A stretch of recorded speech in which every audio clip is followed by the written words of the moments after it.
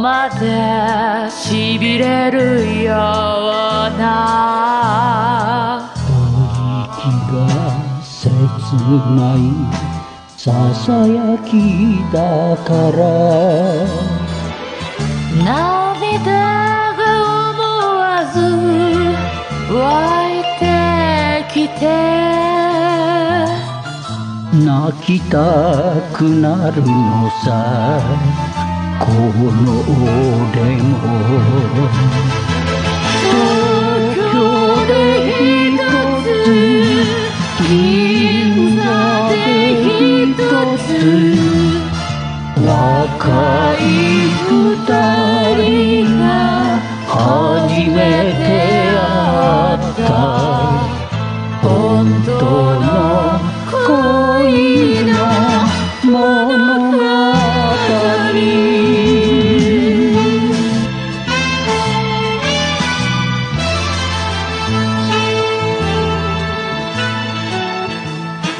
誰にも内緒でしまっておいた大事な女の真心だけどあなたのためなら何もかもくれるというこのいじらしさ東京で一つ銀座で一つ若い二人の命をかけた本当の恋の物語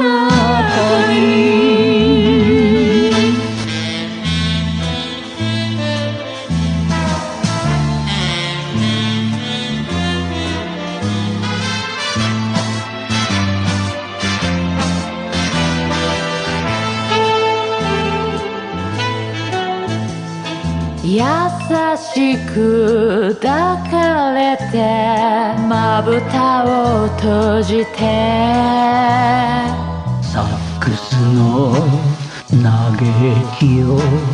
聞こうじゃないか明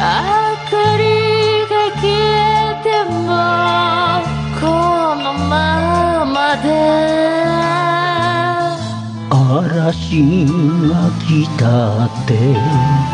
離さない東京で一つ銀座で一つ若い二人が誓ったよ